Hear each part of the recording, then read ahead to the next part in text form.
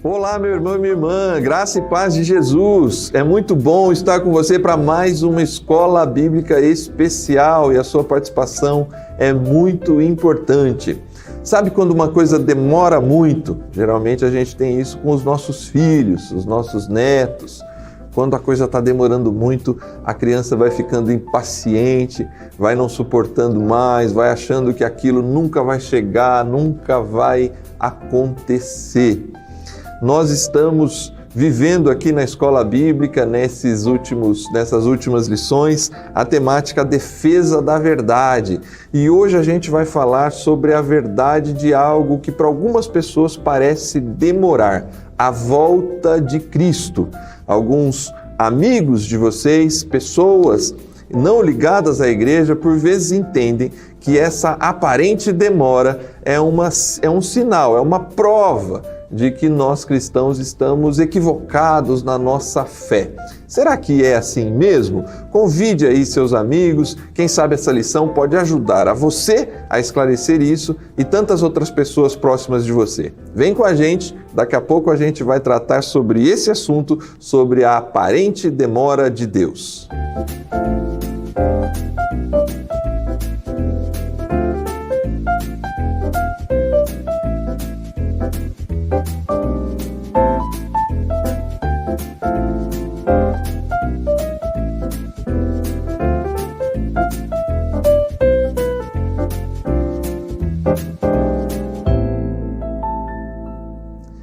Muito bem, estamos de volta. Se você ainda não compartilhou o link desta EB, desta Escola Bíblica Especial, faça agora. Mande aí no seu grupo de WhatsApp, mande aí para os seus amigos que gostam do estudo da Palavra de Deus, a sua igreja local, a liderança da sua igreja local e tantas pessoas que podem conhecer o conteúdo da TV Viva Promessa através desse estudo. E aí? A gente hoje se propõe a falar sobre a aparente demora de Deus. Parece realmente que é uma reação infantil de não suportar a demora, não suportar que as coisas tenham tempo até chegar. Quando a gente fala da volta de Cristo, desde o Novo Testamento, essa é uma preocupação dos apóstolos, articular, refletir, pensar com a igreja, o motivo pelo qual o Senhor demora para fazer a sua segunda vinda. E é isso que a gente vai conversar hoje na lição de número 6. E a gente convida você a ficar bastante atento aqui junto com a gente. Para isso, para essa conversa, eu tenho aqui mais uma oportunidade de apresentar um novo pastor aqui junto da Escola Bíblica Especial, que vai estar ajudando a gente aqui muitas outras vezes, o pastor Francisco. Seja muito bem-vindo, pastor Francisco. Pastor Francisco, ele está inclusive agora aqui nos estúdios da TV Viva Promessa, assumindo a aliança de oração aqui na TV Viva Promessa, a Promessa em Cosmópolis e também sendo o diretor do Seminário Teológico Promessista. É muita coisa, hein, pastor Francisco? Deus te abençoe, é um privilégio ter aqui contigo. Pastor Júnior, o desafio é grande, mas Deus nos dará graça. Paz do Senhor, pastor. Bem, pastor. Graça e paz, meus irmãos. É um prazer enorme, uma honra estar aqui na Escola Bíblica Especial. Esse programa que eu valorizo tanto e motivo sempre nossos irmãos, as igrejas que eu pastoreei, a participar, a acessar a TV Viva Promessa e assistir e participar da Escola Bíblica Especial. Eu quero aproveitar, pastor Júnior, mandar um abraço aos nossos irmãos da Convenção Rio de Janeiro e as duas igrejas que eu pastoreei por último, a Igreja em Piedade e a Igreja de Engenheiro Pedreira. Um abraço, a paz do Senhor e ore por nós aí. Muito bem, pastor, muito obrigado, é um privilégio ter o senhor aqui com a gente. Os irmãos do Rio de Janeiro aí, um grande abraço para vocês também, moram no nosso coração. Pastor, antes de entrarmos aqui nas perguntas da lição, penso que o cristão é alguém que desenvolve a fé na espera. A gente vai falar sobre a demora, ou como o Pedro, na sua segunda carta, trata da questão do que parece retardar a promessa da sua segunda vinda.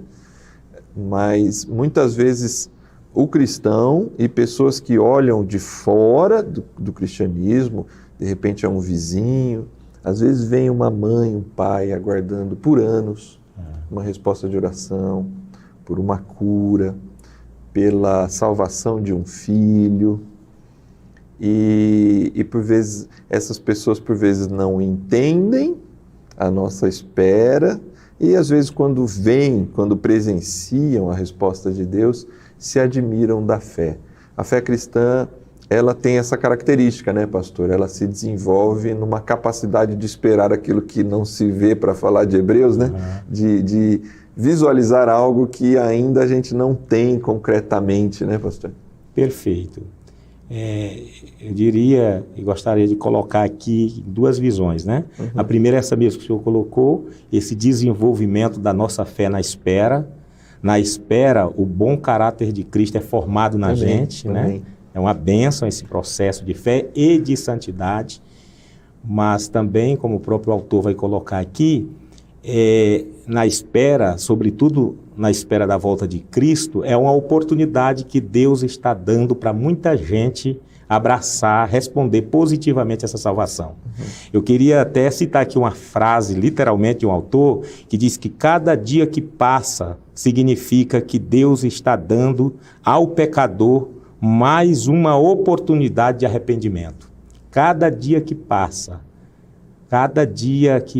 sem Jesus voltar, é uma oportunidade que o pecador tem de se arrepender. Eu fico imaginando assim, se Jesus estivesse voltado em 1992, eu seria um perdido. Olha só. Eu seria um daqueles que iria participar do aniquilamento. Então, realmente, Deus está no controle de todas as coisas e Ele sabe o que faz e sabe como faz, né? Muito bom, o senhor me fez lembrar de Lamentações, né? As misericórdias do Senhor se renovam a cada manhã, né? Perfeito. A misericórdia de Deus vai se renovando a cada manhã, e essa lição especificamente trata talvez da grande espera do povo de Deus, da grande expectativa, né? O texto base, que está na segunda carta de Pedro, capítulo 3, verso 9, o Senhor não retarda a sua promessa, ainda que alguns a julguem demorada. Pelo contrário, Ele é paciente com vocês, de acordo com a frase aí que o senhor citou, né? Ele é paciente com vocês, não querendo que ninguém pereça, mas que todos cheguem ao arrependimento. Se a gente entrar na primeira pergunta, pastor, sim, ela vai nos direcionar para compreender essa ideia do que deveria estar na nossa lembrança diante da fala daqueles que acham que essa promessa, por ser demorada, deveria fazer com que a gente desistisse da fé cristã ou tivesse a percepção que a fé cristã ela é vã. Ela não deveria, a gente não deveria gastar nossa energia e nossa fé em algo que parece que nunca vai acontecer, né? Para terem suas mentes despertadas, os cristãos deveriam ter duas lembranças. Quais são elas? A partir do verso 2 do capítulo 3 da segunda carta de Pedro e também dos comentários da lição. Muito bem. Achei muito interessante a forma que a pergunta foi colocada, porque realmente nessa caminhada a gente tem que lembrar das palavras, das promessas dos profetas verdadeiros, né? Que eu gosto de frisar isso, porque no Velho Testamento, quando se fala de ensino falso, fala dos profetas falsos, né? Lá tinha os profetas falsos e os profetas verdadeiros.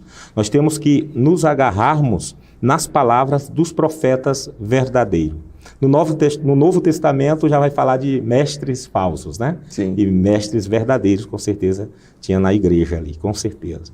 Mas nós temos que nos pegarmos, nos lembrarmos dessas palavras dos profetas, Jeremias, Isaías, Zacarias, e nos apegarmos também, lembrarmos dos mandamentos do Senhor Jesus, o ensinamento doutrinário de Cristo sobre a sua segunda volta. Jesus fala muito sobre isso, né? Em João 14 ali fica muito claro que ele voltará, né? E eu acho interessante porque está bem alinhado esse pensamento teológico, ensinamento dos profetas, de Cristo e dos apóstolos. Se a gente se agarrar a essa linha teológica com firmeza, certamente não seremos enganados por ninguém. Sim, porque os profetas nós temos tanto a ideia, nos profetas a gente tem a ideia do dia do Senhor, né? Isso. E de alguma forma, textos, por exemplo, como aquele de Isaías, né? Que Jesus, inclusive, lê quando ele entra na sinagoga de Nazaré, né? Isso. Ele vai ler que o Espírito do Senhor me ungiu para pregar boas novas, todo aquele texto em que ele cita aquilo que ele foi chamado para fazer, e parece que ele deixa os últimos versos, né? Do terrível dia do Senhor, ele não lê. E isso gera na cabeça do judeu da época por que ele não leu todo o trecho? Porque naquele momento da sua primeira vinda está se cumprindo exatamente esse momento, né? Exato. Eu penso que o cristão, se ele entende que Jesus veio uma primeira vez, a gente deve se apegar, e ele vem de acordo com as profecias do Antigo Testamento. Perfeito. Os apóstolos acompanham esse processo, seguem nessa expectativa porque eles são testemunhas oculares da morte e ressurreição do Senhor. É para que a fé em Jesus, se alguém acredita que ele veio, é quase que uma consequência acreditar que ele vai voltar uma segunda vez, né? Perfeito. Muito bem, pastor. A pergunta de número 2, ela nos fala sobre, justamente agora olhando para o outro lado, né, desta história, né? Aqueles que escarnecem, né? Aqueles que de alguma forma zombam da fé cristã, que vive essa expectativa, né? Algumas pessoas vão brincar com isso, né? Para usar o termo da lição, vão escarnecer na linha de, mas faz 2000 anos que o cristianismo fala isso, né? Até quando vocês vão falar sobre esse assunto, né? Mas aí 2 Pedro 3 e 4 ajuda a gente a responder essa questão, né? Como que a gente define o escárnio e o que esses escarnecedores negam? Perfeito. Eu sempre que leio e releio esses textos, principalmente nessa sequência de estudos, me dá uma tristeza no coração em ver e perceber a forma que algumas pessoas se perdem na caminhada, né? Nessa jornada cristã.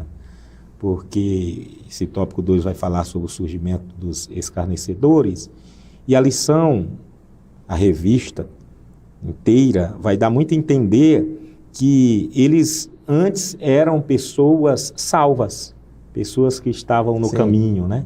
E foram se perdendo. Vimos na lição passada por causa da ganância, né? Por causa da inveja, etc. e tal. E chega um nível desse, né? Chega um nível desse de escárnio. E a gente vê aqui que o escárnio é um pecado intencional, né? Então, as coisas elas acontecem gradativamente. Eu fico imaginando que um dia esses mestres ensinavam a igreja de Deus com sinceridade e foram se perdendo ao longo do tempo. E esse nível de sensibilidade espiritual, a ganância tomou conta de uma forma gigantesca do coração deles, que agora eles chegam a esse nível aqui de escarnecer, de zombar, de uma forma intencional, no sentido de provocar, no sentido mesmo de humilhar os cristãos. Do tipo, vocês são uns bobos, né? Inocentes, uns, quem sabe, atrasados. Isso. Vocês ainda acreditam numa promessa dessa, né? Vocês acreditam mesmo que Cristo voltará na segunda volta de Cristo depois de tanto tempo? Será que está escrito isso mesmo? Onde é que está escrito isso? Então a gente vê assim a forma da zombaria, a forma da provocação, e os escarnecedores, eles conseguem de alguma forma ali enganar outras pessoas com relação à volta de Cristo, e aí fica muito claro aqui que eles se apostataram realmente da fé. A ponto de, com licença a palavra, aqui eles estão cuspindo em Cristo, né? Eles não têm mais nenhum sentimento, nenhum zelo, nenhum respeito pela igreja, pelas coisas espirituais da parte de Deus. Nós vimos na lição passada que eles não tinham respeito pelos anjos, né? E agora atacando o próprio Cristo, atacando a igreja dele, atacando os mestres e os profetas da igreja de Jesus. Então é muito triste o nível que as pessoas poderão chegar gradativamente numa caminhada decrescente, né? Retrocedendo a ponto de cuspir em Deus dessa forma. Muitos desses cristãos, a gente vai encontrar isso também na segunda carta de Paulo aos Tessalonicenses. É óbvio, os estudiosos, é bom que você aí em casa saiba, até para você estudar bem essa lição junto com a sua igreja local, existia sim uma expectativa da primeira geração de cristãos que Cristo voltaria naquela geração, né? Então, existe ali em Tessalonicenses, a gente vê claramente que Paulo fala, tem gente que até parou de trabalhar. E aí ele vai dizer assim, quem não trabalha, que não coma. Voltem a trabalhar. A volta do Senhor não vai ser assim. Paulo vai trabalhar ali na segunda carta, né, capítulo 2, da vinda do anticristo, coisas que precisavam acontecer para que Cristo voltasse. Então a igreja, esses escarnecedores, como o senhor bem colocou, talvez eles rejeitam a fé, cospem no Evangelho, viram-se para suas próprias paixões e de dentro começam a zombar. O que eu acho que é a pior coisa que seja lá em qual for a instituição que a pessoa esteja, né? Assuma que perdeu a fé e vá embora. Não fica Seja sincero nisso. Seja sincero com a sua decisão, do que ficar de dentro tentando tumultuar. O escarnecedor faz isso, né? E aí ele tenta minar as pessoas. E como é ruim numa igreja local, quando pessoas tentam minar a fé de outros por conta da sua própria falta de fé, ou das suas paixões, ou da sua incapacidade de compreender as promessas do Senhor. Uma igreja local, quando vive isso, o senhor acabou de mandar aí as suas recomendações para as suas 2 últimas igrejas, e eu sei que o senhor tem larga experiência pastoral. É muito difícil conviver com o escarnecedor, né, pastor? É muito difícil, é muito complicado. E as pessoas que estão chegando na comunidade, as pessoas sinceras, você comentou algo aí que me chamou a atenção aqui, é que muitas pessoas sinceras, quem sabe ali num primeiro momento, se decepcionaram mesmo, né? Pelo fato de Cristo não ter retornado antes. Porque houve era uma expectativa honesta do coração. Do coração, que foram frustradas. Isso. E aí as pessoas de má fé, que no caso dos falsos mestres, veem nessas pessoas uma fragilidade e tentam realmente desviar essas pessoas do caminho. Então a gente vê ali que do ponto de vista da sinceridade, por conta da demora, de repente essas pessoas ficaram frágeis até para esse tipo de ensinamento aqui, né? Por isso que o apóstolo Pedro, o pastor Pedro, é tão enfático, né? Ele identifica o falso mestre, ele combate, ele enfrenta, e em algum momento dá a entender até que ele ali recomenda de uma forma muito clara, né? O combate mesmo, veemente, desse falso ensino para proteger o rebanho, né? Para proteger a igreja. Mas, respondendo a sua pergunta de uma forma direta, realmente é muito difícil, é delicado, e somente com a sabedoria de Deus, né? Porque é como vimos em outros estudos, mesmo a gente identificando e combatendo, mas a justiça é do Senhor, né? Exatamente. Se o homem quiser arrancar, quiser punir, ele vai errar. Então ele tem que esperar o tempo de Deus para punir. É Deus que vai punir, como vimos na lição passada. Né, exatamente. Para ligar com a próxima questão, aí essas pessoas, os argumentos inclusive se tornam argumentos levianos, né? Eles são escarnecedores e são levianos, né?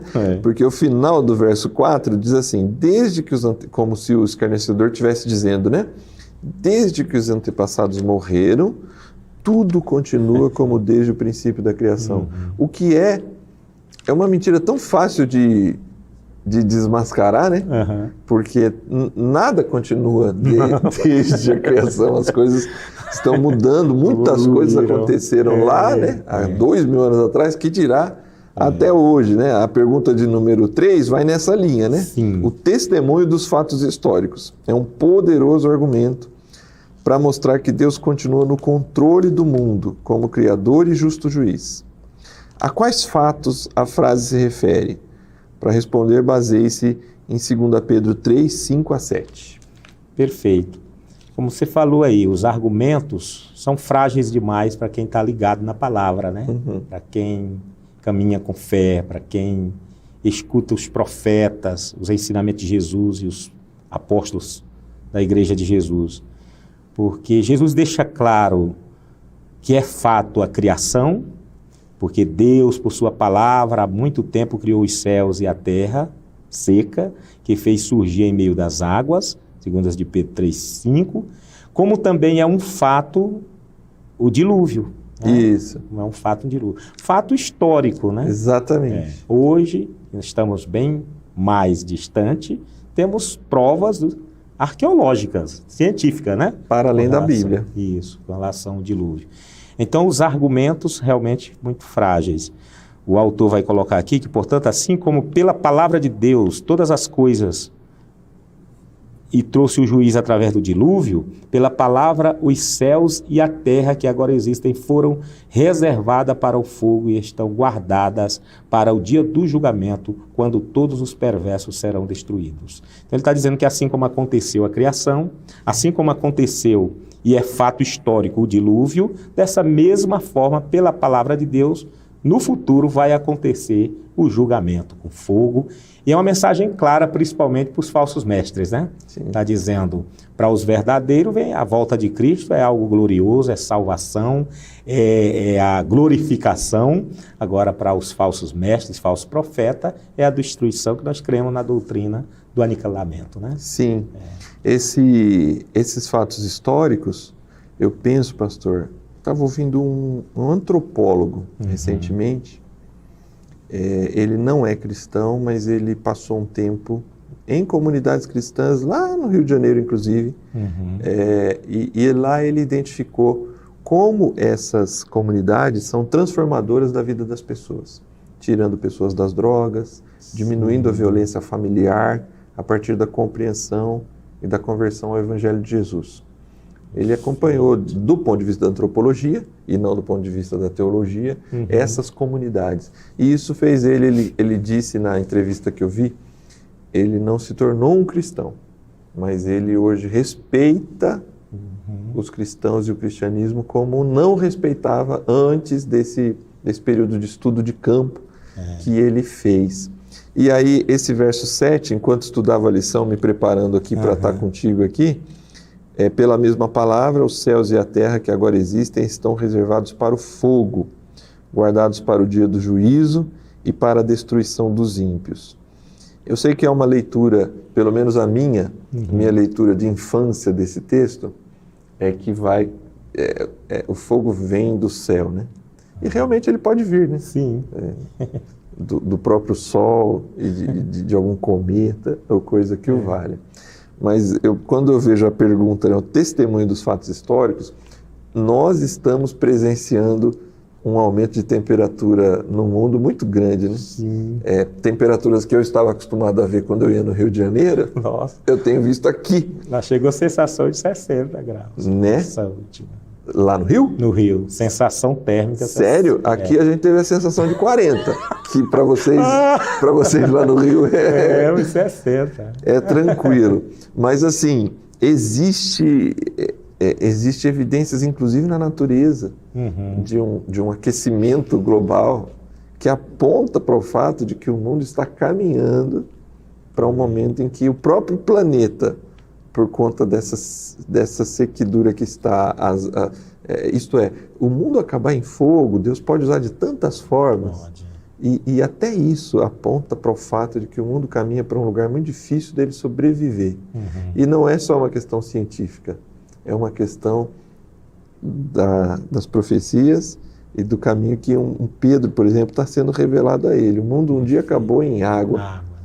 mas ele vai acabar em fogo. Isso é, tem muitos fatos que evidenciam que o mundo não é o mesmo desde a criação e que ele caminha para um ponto insustentável. Parece que vai intensificando, né, algumas coisas, né? Temperatura, vai intensificando a maldade, né? Também. A perversidade. Você comentou aí sobre a comunidade que promove coisas boas. Eu tenho sempre essa leitura, que a igreja e a comunidade cristã, você pertencer a essa comunidade, você é abençoado tanto espiritualmente, que a gente caminha para essa certeza da vida eterna, da salvação, mas somos abençoados e acolhidos socialmente. Sim. Né?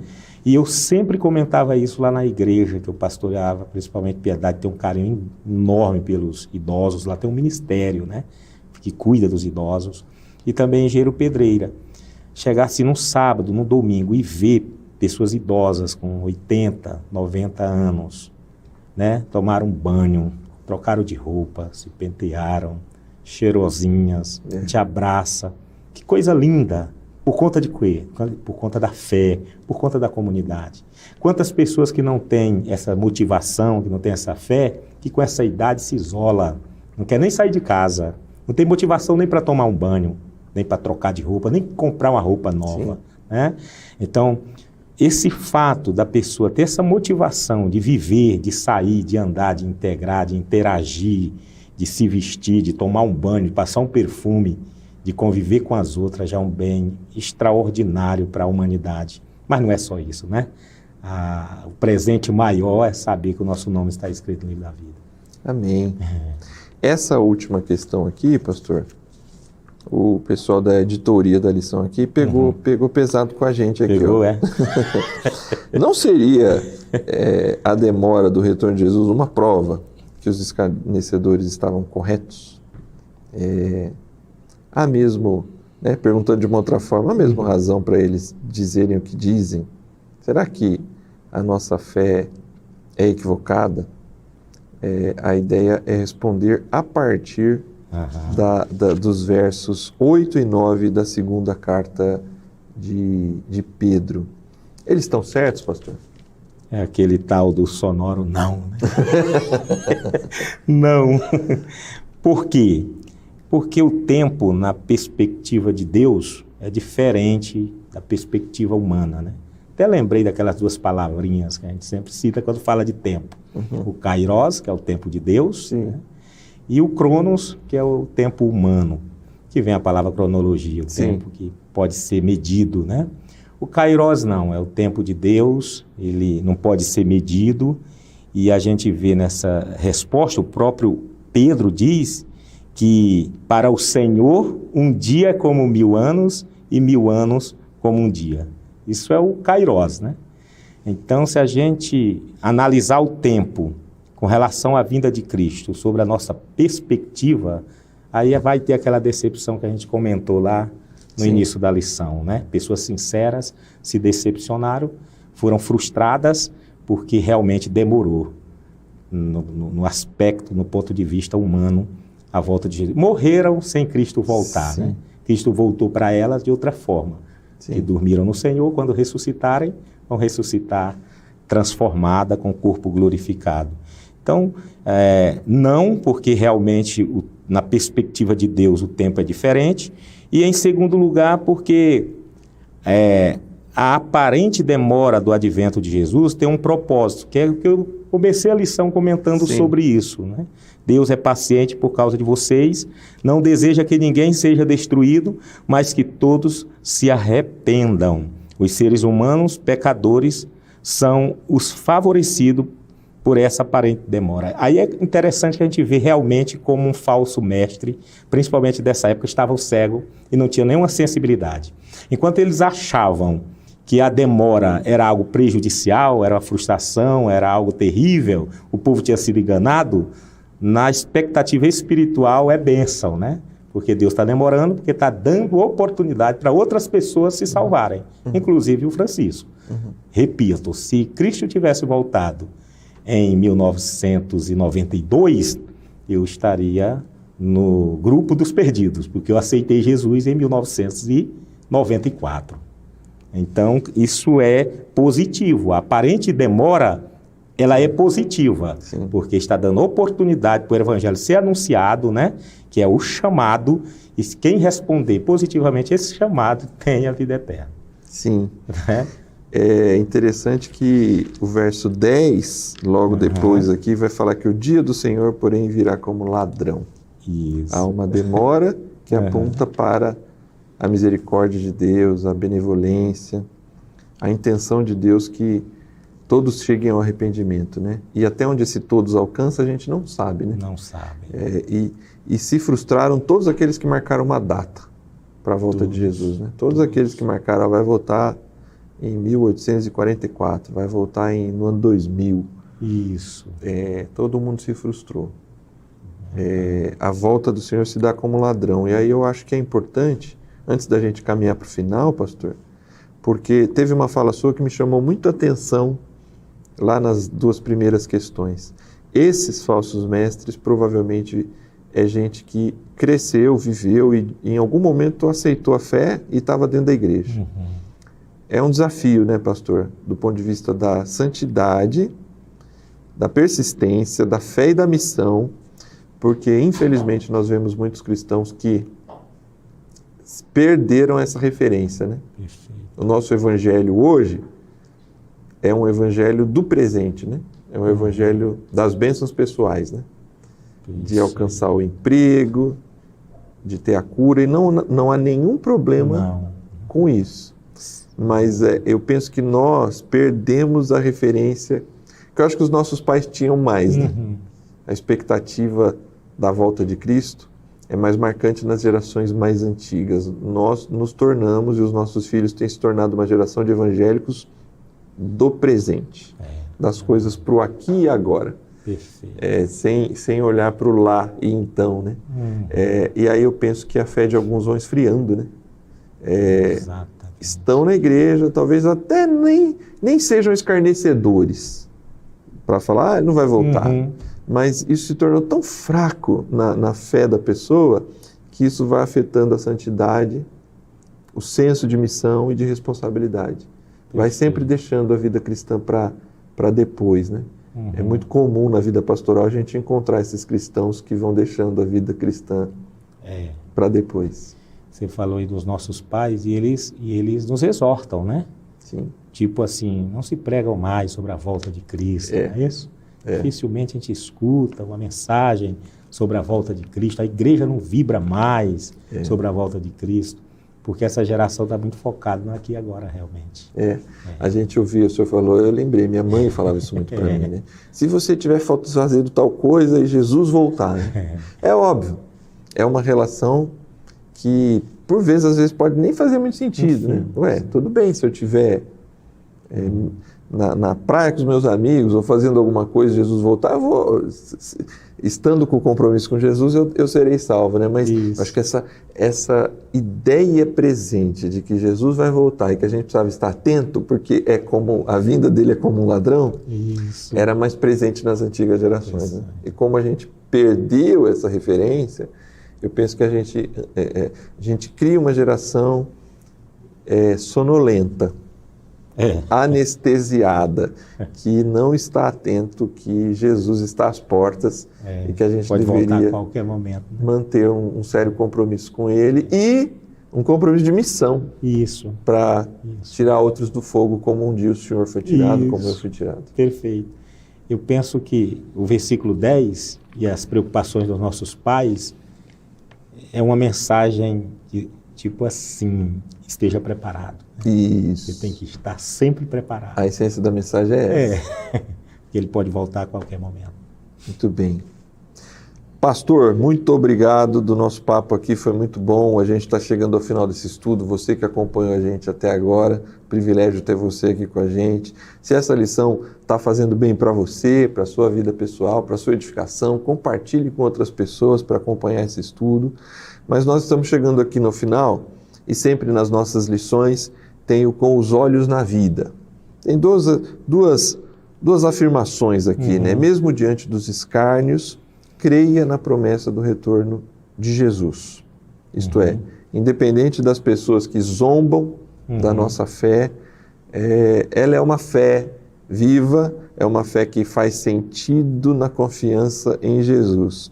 E mesmo diante da aparente demora, considere a paciência de Deus.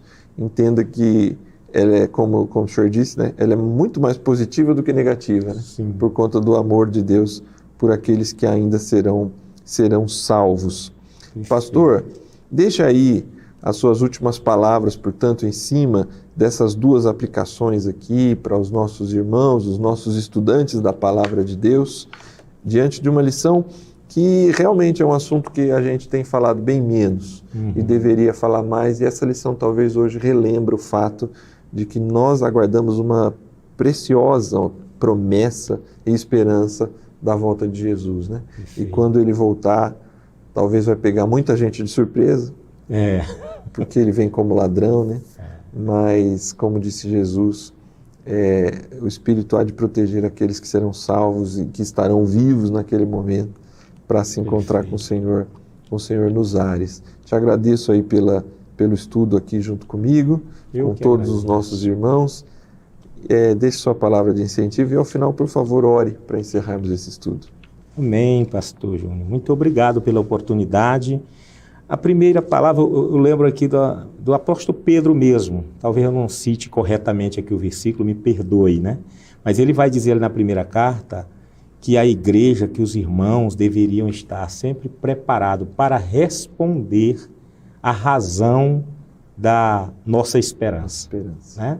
Então o conselho é aqui, defenda essa importante doutrina da volta de Cristo. Encoraja as pessoas com relação a essa doutrina e focado na missão. Até usei essa palavra um dia desse, né? Nós estamos esperando o Senhor Jesus Cristo, esperando a volta de Jesus. Aí essa palavra esperar, estamos esperando, vem de esperar, né? Quem espera algo, nós esperamos o Senhor Jesus. Mas esperar pode ser também a ideia que Jesus é a nossa esperança. Né? Mas esperar pode ser de esperançar, que significa esperar se movimentando. Amém. Se esperar na missão, é isso que eu quero focar, tá? Esperar na missão, não é o esperar estático, é esperar na missão, né? Então eu aconselho que todos esperem a volta de Cristo, mas na missão, focado na missão, se mexendo, se envolvendo com a missão. E por último, todas as vezes que o seu coração vacilante achar que Jesus, o Jesus Cristo, o Jesus de Nazaré está tardando, considere que a paciência de Deus tem um propósito sublime, que é alcançar novas pessoas, que é que o evangelho seja anunciado através da igreja dele e pessoas possam responder esse evangelho positivamente para o número de salvos, o grupo de salvos ser um grupo grande, um grupo maior, e pessoas que estão perdidas hoje, amanhã poderão ter a oportunidade de aceitar Jesus como Senhor e como Salvador. Amém. Né? E a igreja está em missão, e o objetivo da igreja é ganhar almas para Jesus. Glória a Deus. Vamos orar, pastor? Ore para a gente, Amém. pastor. Deus Todo-Poderoso, esse ensinamento glorioso, esse ensino, essa doutrina maravilhosa da volta do Cristo, que virá outra vez e levará a sua igreja para estar com Ele na Nova Jerusalém, depois uma nova terra, eternamente, desfrutando da vida eterna. Nós te agradecemos, Senhor, por esse ensinamento, por essa palavra. Nós te agradecemos, meu Deus, por essa esperança no nosso coração, essa certeza que nós temos que Jesus voltará. Pedimos que o Senhor nos ajude a estarmos sempre preparados a responder, a ensinar, a encorajar, a ensinar as pessoas sobre a doutrina, sobre a teologia da volta de Jesus. Nós cremos na segunda volta de Cristo. É uma certeza no nosso coração. É a melhor coisa que poderá acontecer para a igreja de Jesus.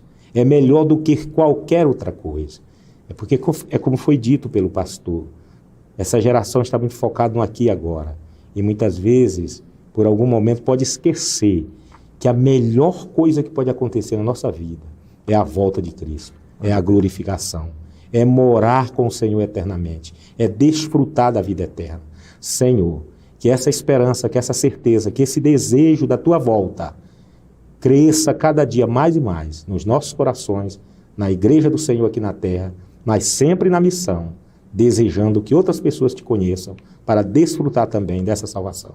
Abençoa todas as igrejas que serão impactadas por essa palavra, que serão desafiadas a cumprir a missão para aumentar o número de salvos. Eu te peço e te agradeço, em nome de Jesus. Amém. Amém. Obrigado, pastor Francisco. Eu que agradeço. Obrigado você que nos acompanhou até aqui. E olha que forma poética que a gente termina essa lição. Esperançar. Aprenda a conjugar esse verbo, espere em movimento, espere em missão. Espere, mas continue trabalhando na obra do Senhor Jesus Cristo para que outras pessoas, assim como você conheceu o Evangelho, outras pessoas tenham a mesma oportunidade que você teve, que a sua família teve, e que a gente continue.